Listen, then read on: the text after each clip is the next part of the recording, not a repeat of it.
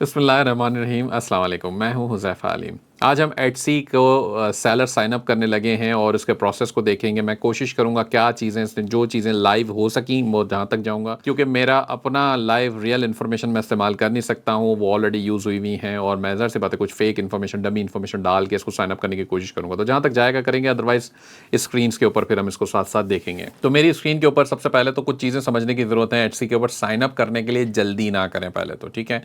इससे इससे भी पहले ये एक स्क्रीन है, यानी कि ये लिंक है हुज़ैफ़ा.org एटसी कंट्रीज़ का। इसके ऊपर जाएं, यहाँ देखें कि एटसी कौन कौन से कंट्रीज़ के अंदर अवेलेबल है, ये समझ लें। पाकिस्तान में अवेलेबल नहीं है, ठीक है। पाकिस्तान में नहीं है और गल्फ़ के कंट्रीज़ जो यूनाइटेड अरब एमिरेट्स है या ओमान, कतर, सऊदी अरब, ये वहाँ पर भी अवेलेबल नहीं है। ये मलेशिया से बन जाता है, इंडिया से बन जाता है। ये अच्छी खासी लंबी लिस्ट आपके सामने स्क्रीन के ऊपर आ रही है और यहाँ से आप देख लें कि क्या आपका कोई रिश्तेदार, कोई दोस्त, कोई क्लाइंट यहाँ पे मौजूद है इन कंट्रीज़ में जो आपको एटसी का अकाउंट बना के दे सकता है या आपको हेल्प कर सकता है अकाउंट, या कोई किस्म की पार्टनरशिप आपकी हो सकती है। तो फिर तो आप ये काम कर सकते हैं। एटसी को सीखने का सबसे बड़ा फ़ायदा यह है कि इसके ऊपर डिजिटल प्रोडक्ट्स भी बिकती हैं, इसके ऊपर प्रिंट ऑन डिमांड भी बिकता है। मतलब ये वाला काम होता है जिसके अंदर इन्वेंट्री की आपको अपफ्रंट ज़रूरत नहीं होती है। ऑफ कोर्स आपको पैसे उसमें लगाने पड़ते हैं, लेकिन अल्टीमेटली आपको ये वाला रिस्क नहीं होता कि भाई मैं कोई इन्वेंट्री लूँ और खुदा ना खासा वो ना बिकी तो मैं उस स्टॉक का क्या करूँगा। तो इस वाले मामले से आप आज़ाद होकर इस पर काम कर सकते हैं।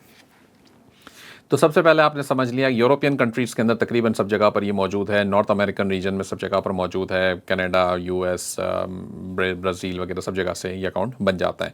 तो इसमें से अलबत्ता आपने देखना होगा कि कहाँ से आप अकाउंट बना सकते हैं।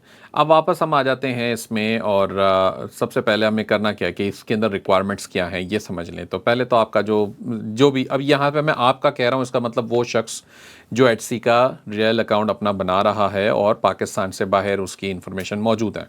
तो इस चीज़ को मैं उस रेफरेंस के साथ चलाएं, ठीक है। यूएस से अगर आप अकाउंट बना रहे हैं, कोई अमरीकी शख्स है जो बना रहा होगा, उसका सोशल सिक्योरिटी नंबर या आईटिन चाहिए होगा। सोशल सिक्योरिटी नंबर का मतलब उनका एक अपना, जैसे हमारा CNIC नंबर है वैसे उनका सोशल सिक्योरिटी नंबर होता है। इसके बाद पासपोर्ट या ड्राइवर्स लाइसेंस, ये फ़ोटो आईडी की रिक्वायरमेंट है कि जी फ़ोटो आईडी जिसके अंदर आपके चेहरा, आपकी शक्ल लगी हो और साथ उसकी आपके जो कवाइफ हैं, जो आपका नाम, आपकी डेट ऑफ बर्थ, ये सब इन्फॉर्मेशन उस पर आ रही है। जैसे हमारा CNIC कार्ड है या हमारा पासपोर्ट है, ये हमारी फ़ोटो आईडी होती है। रेजिडेंशियल एड्रेस चाहिए होगा, जिस कंट्री से आप साइन अप कर रहे हैं वहीं का रेजिडेंशियल एड्रेस चाहिए। अब आप यूएस से साइन अप कर रहे हैं, वहीं का चाहिए होगा। इसी तरह एक्टिव फ़ोन नंबर, क्योंकि ये फ़ोन के ऊपर OTP वेरीफाई कराएगा। लोकल बैंक डिटेल्स चाहिए होंगी, या वाइज भी एक्सेप्ट कर लेगा कुछ कंट्रीज़ के हवाले से। यानी कि लोकल बैंक का मतलब ये हो गया कि अगर आप अमेरिका से साइन अप कर रहे हैं तो वहाँ का लोकल बैंक कौन सा होगा। चेस बैंक है, बैंक ऑफ अमेरिका है, वेल्स फार्गो है, या और भी बैंक्स हैं, तो कोई सा भी लोकल बैंक होगा वो चलेगा। इसके बाद आपको डेबिट या क्रेडिट कार्ड चाहिए होगा, उसी बैंक का है, ये ज़रूरी नहीं है लेकिन चल जाएगा। नेम उसके ऊपर, खैर नेम तो आप कर सकते हैं, कोई मसला नहीं है।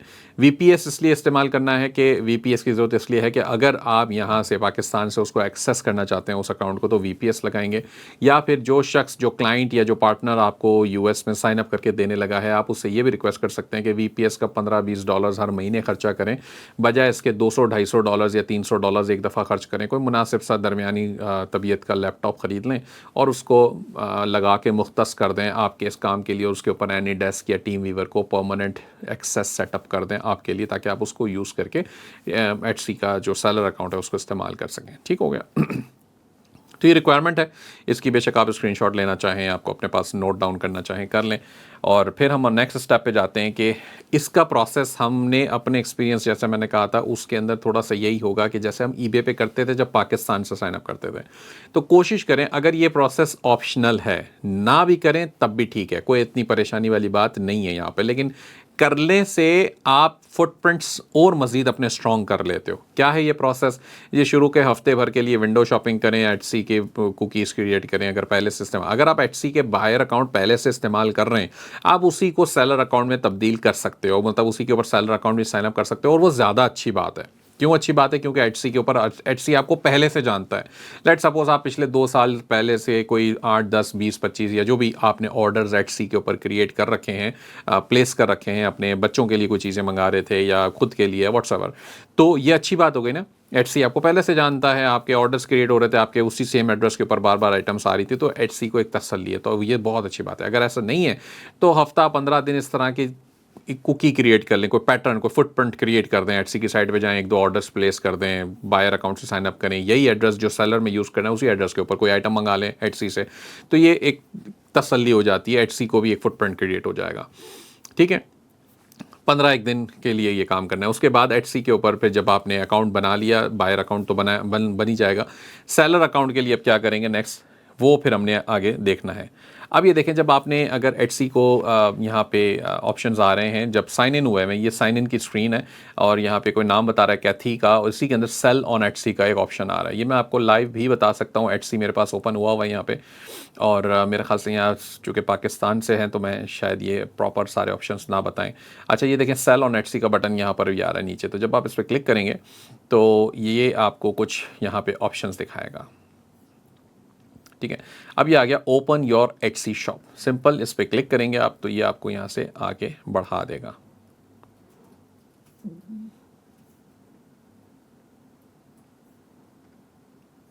अच्छा, ठीक हो गया।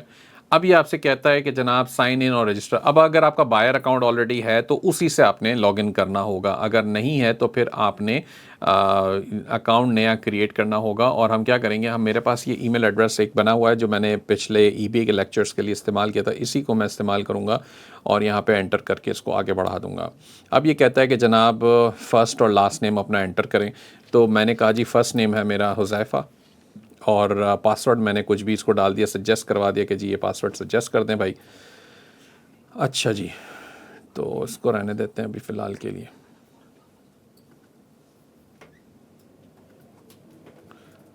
चलें, मैं इसका पासवर्ड एंटर कर देता हूँ और ये पासवर्ड इसको मैंने स्ट्रॉन्ग पासवर्ड बना के इसको रजिस्टर कर दिया। ठीक हो गया। अब इमेजिन ये कर रहे हैं कि आपने रजिस्टर बायर अकाउंट कर रखा है, आपने उसको आगे यहाँ से बढ़ाया हुआ है। ठीक हो गया। इसको मैं थोड़ा सा सेव भी कर लेता हूँ अपने पास ताकि मैं फ्यूचर में इस्तेमाल भी कर सकूँ। ठीक है।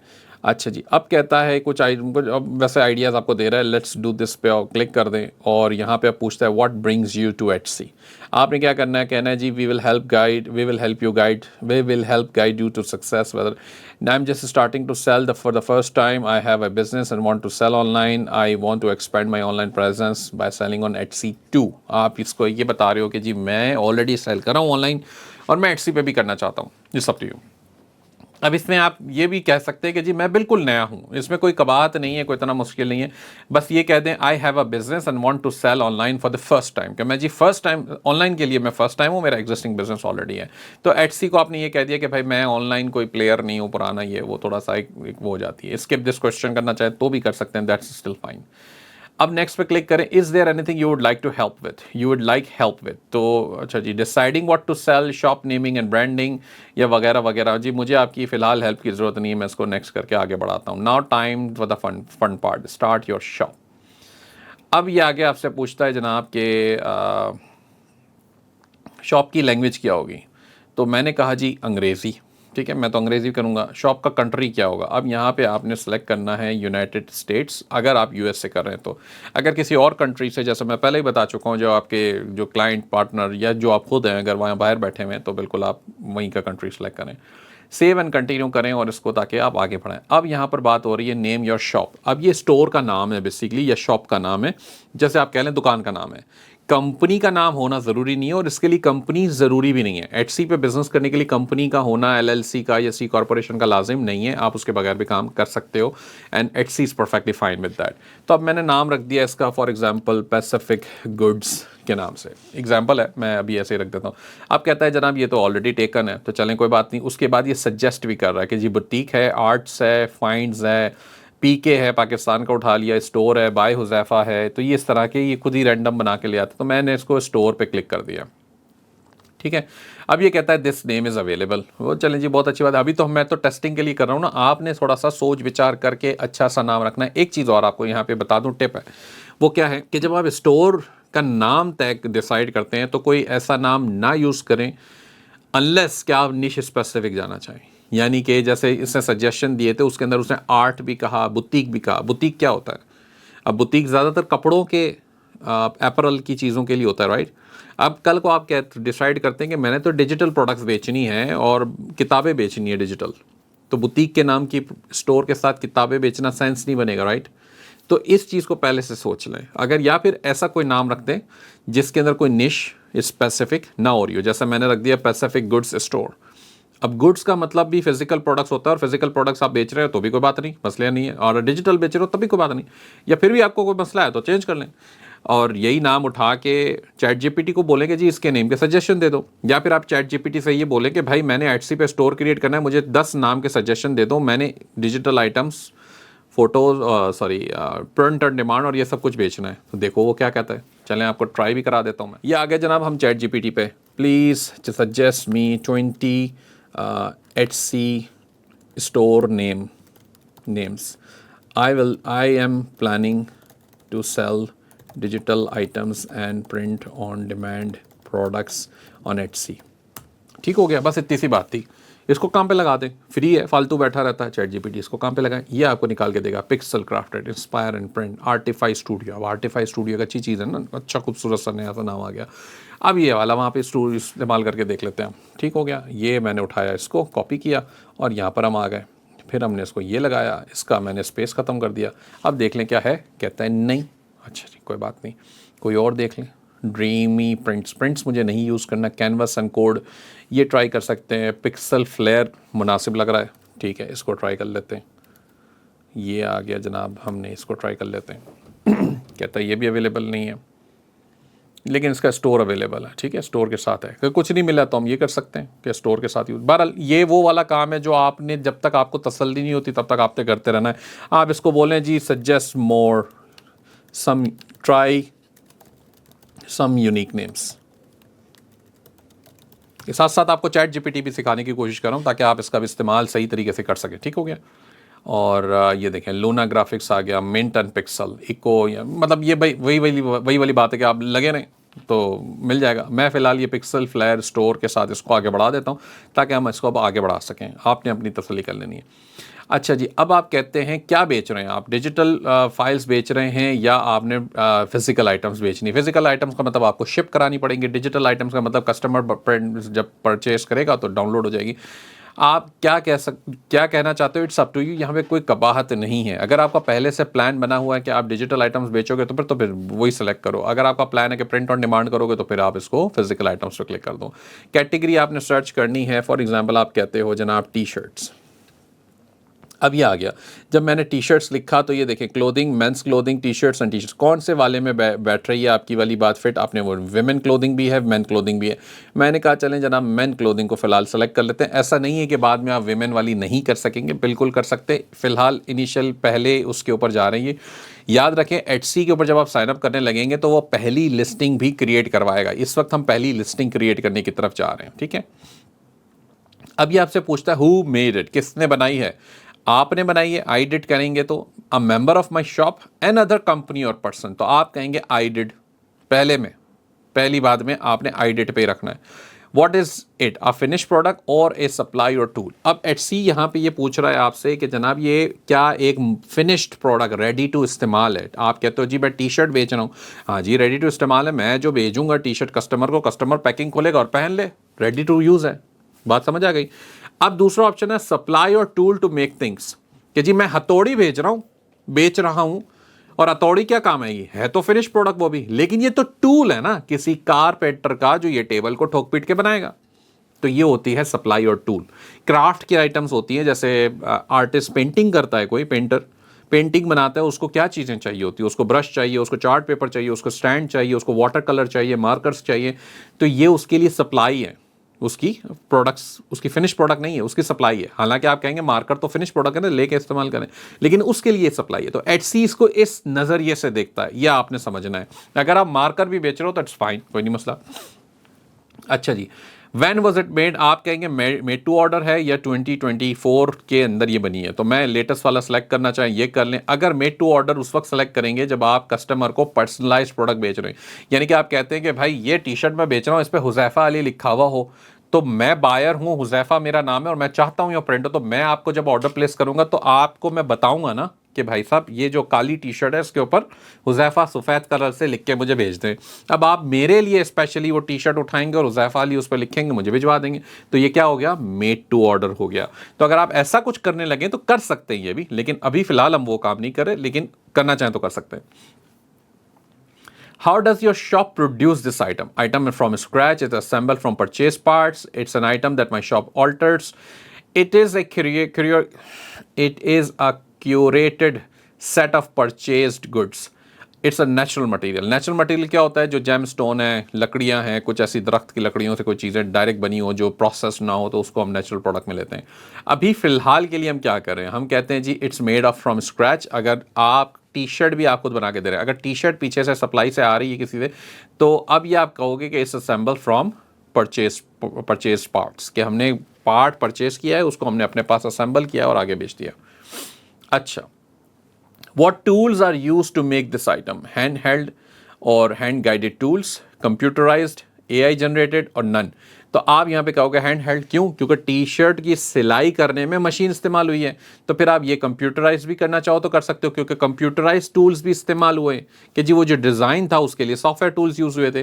तो दोनों चीज़ें आप सेलेक्ट करना चाहो तो कर लो। AI जनरेटेड के अंदर वो पूछता है स्पेसिफिकली कि अगर आप डिजिटल प्रोडक्ट्स बेच रहे हो या कोई ऐसी प्रोडक्ट है जिसके अंदर AI का इस्तेमाल हुआ है, तो फिर वो हमें बता दें तो ज़्यादा अच्छा है, ताकि इसको पहले से पता हो, आपके लिए कोई मुश्किलात पैदा ना हो। Production partner for this listing. अब प्रोडक्शन पार्टनर का ही पूछता है, क्योंकि आपने कहा था सब कुछ मैं खुद कर रहा हूं, तो फिलहाल मैं प्रोडक्शन पार्टनर ऐड नहीं कर रहा हूं, उसको आगे बढ़ा रहा हूं। प्रोडक्शन पार्टनर से ये होता है कि आप उसको कहते हो कि ये फलां शख्स मेरा प्रोडक्शन पार्टनर है, ये मेरे लिए प्रोड्यूस करता है। अब मिसाल के तौर पर अगर आप प्रिंट ऑन डिमांड कर रहे थे, प्रिंट ऑन डिमांड का पूरा चैप्टर है, मैं आपको समझाऊंगा आगे चल के। अभी के लिए बेसिक ये समझ लें कि वो टी शर्ट या वो कपड़े जिसके ऊपर आप कस्टम प्रिंटिंग कराते हैं, पाकिस्तान में भी बहुत चलती हैं ये चीज़ें।